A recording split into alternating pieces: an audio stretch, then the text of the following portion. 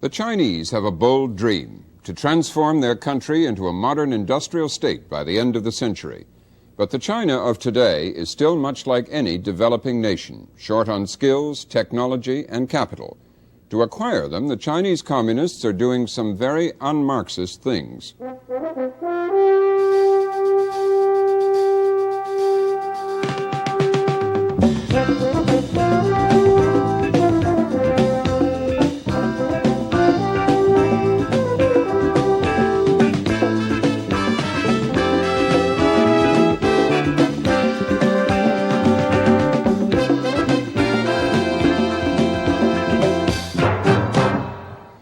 Good evening. Early next month, China will open its first official trade exhibit in this country. Businessmen in San Francisco, Chicago, and New York will get a hard sales pitch on products of China's industries.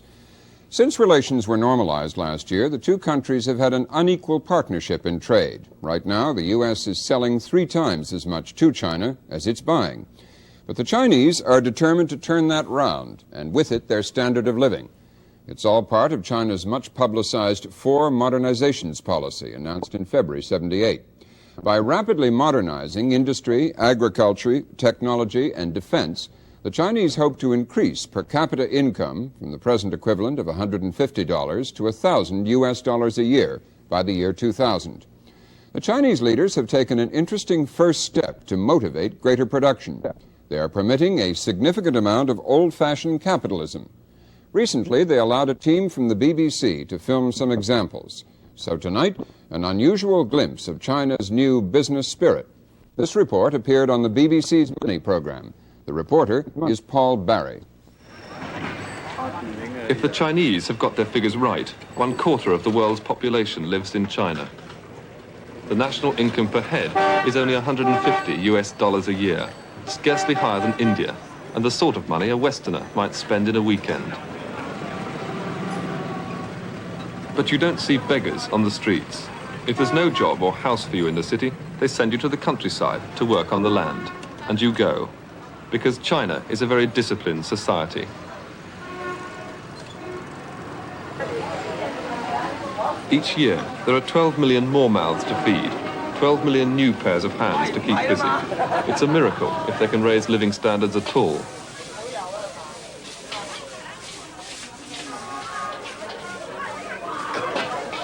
To give these extras jobs in industry would mean building 6,000 new factories a year. That's the scale of China's modernization task.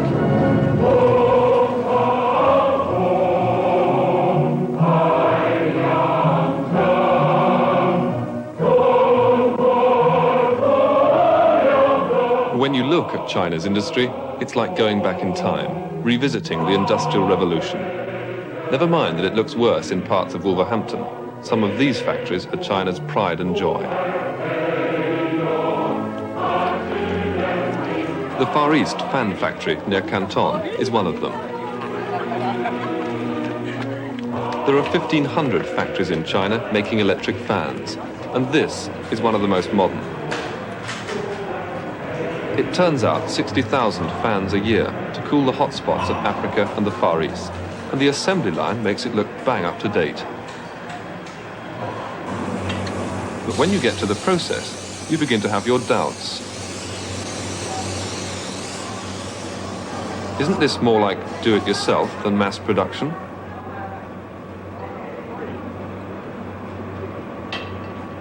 And the further you look, the stranger the story gets. This man is counting fan parts to be sent to the countryside. There, they'll be rubbed smooth by peasants and then brought all the way back to the factory for painting. It's a crazy way to run a business. But China has its own way of doing things. This year, the factory plans to raise output by a staggering 50%. How? Well, it's easy, really. We first tell our workers we're going to produce more, 30,000 fans more. And then every team in the factory guarantees that it will fulfill its quota. We try everything we can to encourage the positive attitudes of the workers. And we all apply greater effort Some of the workers will carry out technical innovation to improve their equipment. There are many projects among the different units, but we're all trying to produce more than our quota. And that's how we do it. Like many factories in China, this one desperately needs to modernize. Surprisingly, it did make a profit last year, but the state took most of it away to spend on other factories. Only $25,000 was left to buy badly needed new equipment, and it's the same all over China. The jam is too thinly spread. When the need for modernization is so great, can such a pitifully small amount of money be enough to bring factories like this up to date? We have to modernize in two ways. One way is to make the machines ourselves, self-reliantly. And then we also buy advanced technology from abroad. But we can't do it all at once. We have to do it step by step. So the $25,000, yes, that is enough. They have not got money. A lot of people have taken the view that this is another Middle East, just waiting to sort of bounce up into the stratosphere. They haven't got enormous resources. They've got an enormous population, and they are short of money. There's no doubt at all. So it's going to be a slow process. Deng Xiaoping himself said the country would be modernized by the year 2000. I mean, the country that size, the communications are difficult. A lot of things are very difficult indeed, and they are short of money. So it's going to be a slow progress.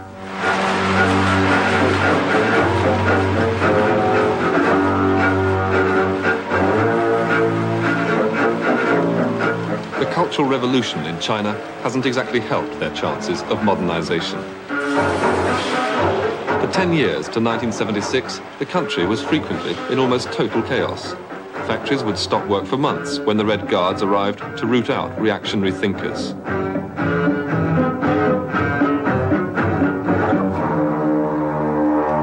Millions of ordinary Chinese lost their jobs or were banished to the farms for political re-education.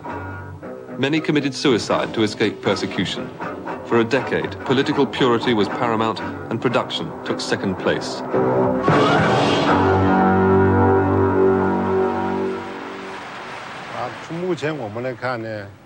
During the period of the Gang of Four, there was anarchism running amok in our factory. We have tried our best to re-educate the people, but the anarchic practices are still there, and we have to wipe them out gradually. We have to educate the workers to be more disciplined and to get rid of waste, because there is a lot of waste. So we have to improve the quality and quantity of our production. And we also have to improve our management, so that we can make a better contribution to the four modernizations of our country. The manager of this Canton textile factory survived the Cultural Revolution days. Then he was just a worker in the factory, but now managerial skills like his are back in favor.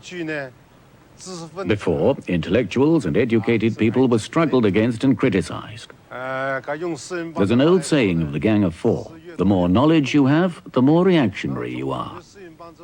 But after the downfall of the Gang of Four, many changes have taken place. We've reinstated 3 engineers and more than 20 technicians who had lost their positions. The Gang of Four had sent them into oblivion, but we brought them back again. The Cultural Revolution slogans are faded now. Boundless loyalty to Chairman Mao and his thought has been rubbed out. But for all the improvement, the same old problems remain. China still lacks skilled labor and technicians, and the machinery is still old-fashioned. Even by third world standards, China has some catching up to do. Textiles is China's biggest industry, as in many developing countries. It earns 1/3 of the country's foreign exchange, and it needs to do well to pay for China's modernization. But it lacks raw materials, and it's not growing as fast as the planners would like. So here, as in all factories, the new message from the propaganda machine is going up. Work harder, fulfill the quotas. Let's forget about the politics. And the call to the people of China is work with one heart and one voice. achieve the 4 modernizations of our country by the year 2000.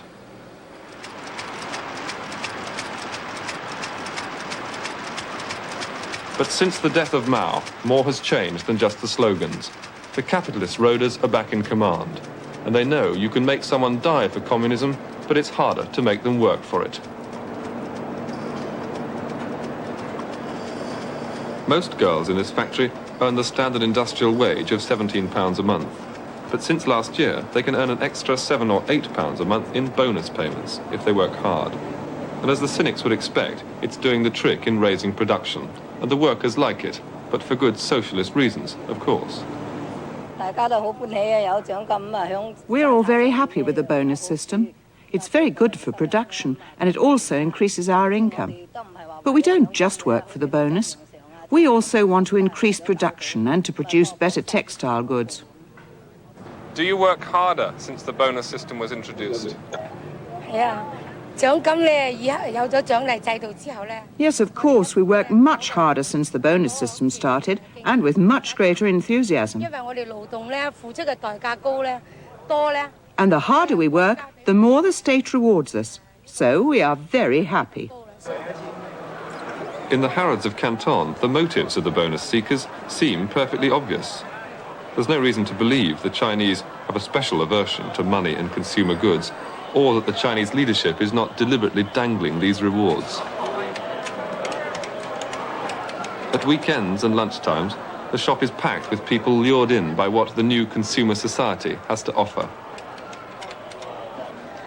This summer, plastic sandals that would once have gone down well in London's King's Road are all the rage.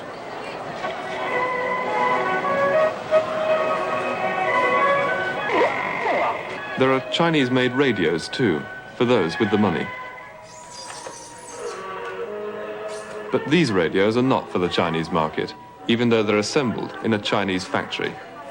They're Binatones bound for Britain and bearing rather strangely the Hong Kong label on the back. The Chinese are acting as subcontractors because the factory can't afford to buy the parts.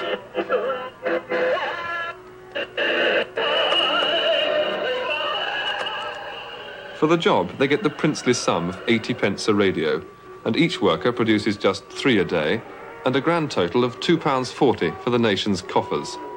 It seems an appalling deal for the Chinese, but it's all part of the drive for modernization.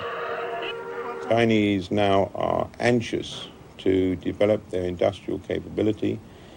They are anxious to attain their legitimate and rightful place in the world economy by producing quality products. And they recognize that in order to achieve those objectives, they're going to have to accept certain basic principles of capitalism. So would you say they're a lot less interested in ideology than they used to be? Most decidedly, yes.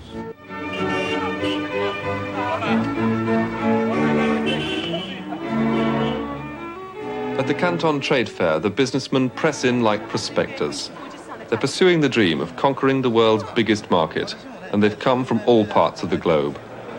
Japan especially, but the States, Australia, and Europe too.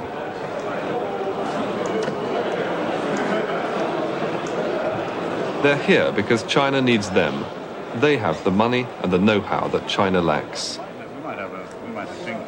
The businessman's dream is simple: 1,000 million customers. Sell one button to every Chinaman and you'll be a millionaire many times over.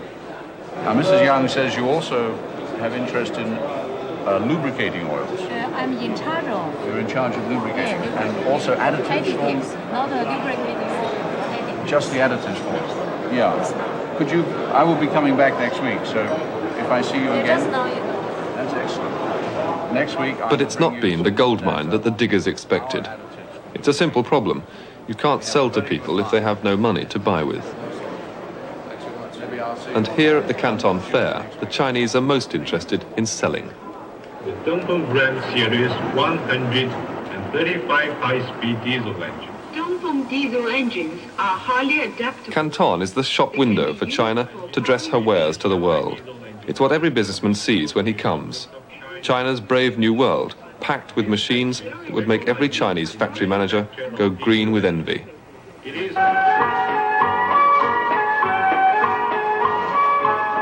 Generally, the quality of Chinese products is reckoned to be good, perhaps even too good for Western markets tuned to obsolescence.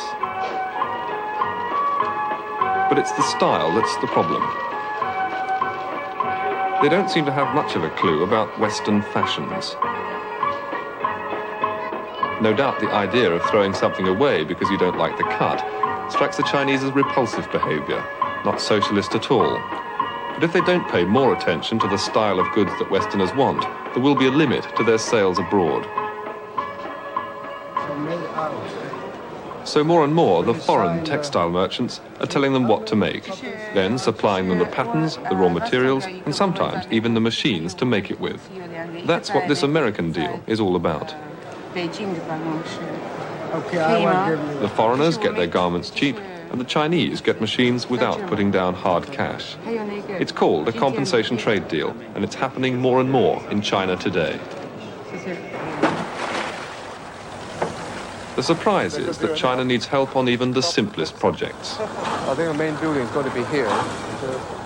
Hopefully with all the modern facility of life, including, I believe, a disco. Here, on Canton's waterfront, a Hong Kong property developer and a Hong Kong bank are putting up an ultra-modern 37-story hotel to lure tourists into China and earn more valuable foreign exchange for the country. It's the sort of thing you'd expect the Chinese to be able to do for themselves, but they've not got much experience of high-rise building, and they've even less of running a modern hotel with the standards of service that the cosseted Westerner expects. The project is a true joint venture. The China and Hong Kong partners are sharing the risk, and it's one of the first in China. It's also the first time the Chinese have let anyone film it. They've been strangely reticent in the past. Well, can you imagine going for a swim along here with the pool? Yes, not in the river, I don't think. Not the river, but... The hotel should be ready in 1983. The Chinese have provided the land and labor as their stake in the project.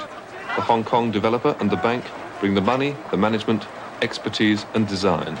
In return, they end up with their share of the profits, granted that all goes as smoothly as they expect. The risk, I believe, the Chinese absolute first-class risk. We've been dealing, we've had an office in Shanghai open right through the Cultural Revolution. We made profits, we were allowed to remit profits out. To the best of my knowledge, all the deals together with China's large purchases of wheat, where they bought, have all been settled promptly. I regard them as absolute first-class risk. Is it something we're going to see more of? Are the Chinese committed to this policy? Yes, very much the name of the game is trying to export now, and they are very much committed to two joint ventures, and I believe we shall see many more of them in the years to come.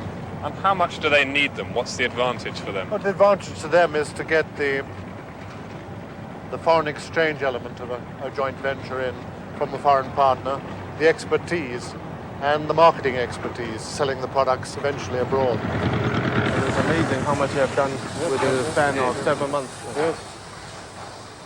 Tim Fok, the developer, has the advantage of long, close ties with the People's Republic. His father is one of the richest men in Hong Kong, and yet also a great ally of the communists. It's said that Henry Fok, the father, ran guns for Mao's army during the revolution. In any case, the communists made him richer by giving him the exclusive right to market Chinese sand to Hong Kong. So for Tim Fok, making money in communist China is almost second nature. Basically, Chinese, we are very pragmatic people, and I think we are also business people. I think they do agree that I don't think they enjoy the kind of exploitation they've been getting for so long, but they certainly know the businessman profit is the first consideration, and with certain faith, I think, I think you can make good, reasonable profit in China. If you have doubts about what the Chinese are capable of under the right conditions, you need look no further than Hong Kong. Its prosperity rests on the most naked capitalism in the world today, but also on Chinese who live and work here. It's now the financial centre of the Far East and the thorn in the side of half of British industry. The income per head is 20 times higher than across the border, but this could be a taste of the China of the future. Certainly, the ways of capitalism are creeping into China wherever you look. The old China traders say, put two Chinese together and you've got a market. And in Canton, markets are being allowed to flourish again. Peasants in China are now allowed to raise produce on their own land and sell the surplus in the cities. Some will walk miles to do it, and the Chinese leadership is discovering what many people already knew, that you work hardest if you're working for yourself.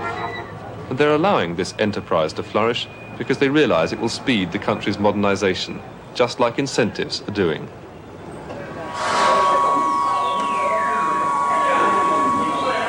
This is the dream of China in the year 2000, the next economic miracle from the Far East. But at the moment, it's just an illusion. The TV factory is in Canton, but the tubes come from another China, Taiwan. And China will never quite match the miracle economies of the Far East, like Korea or Singapore, because it will never have foreign money pumped in such vast quantities. Money is vital, and even the world doesn't have enough to make more than a passing difference to China. And China will surely never go all the way down the capitalist road. Already the small steps she is taking are putting the system under enormous strain.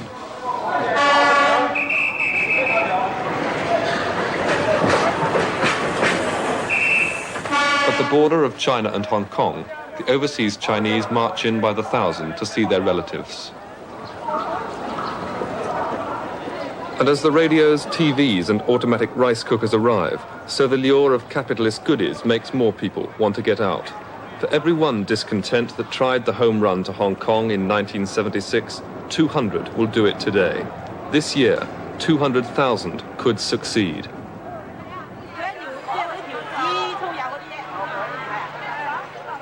And even at the textile factory back in Canton, the tide of capitalist influence is having a profound effect. At this meeting to decide who will get a wage increase next year, the voice of individualism is disturbing the collective quiet.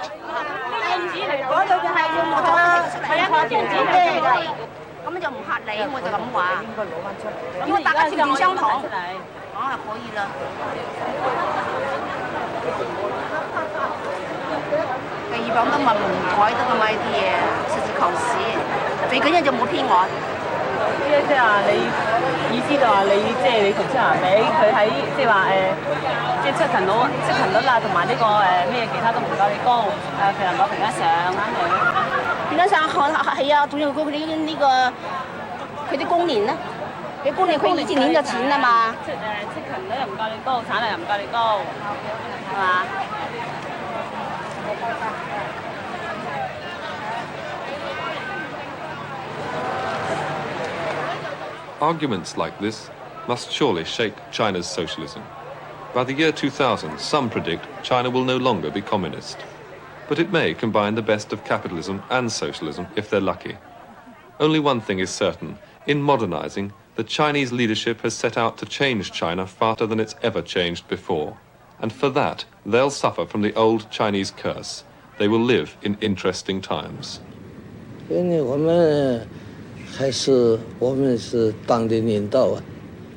Our country is still under the leadership of the Communist Party. All we're doing now is we're giving more attention to the welfare of the individual. This will not lead to capitalism. That report was by the BBC. That's all for tonight. We'll be back on Monday night. I'm Robert McNeil. Good night.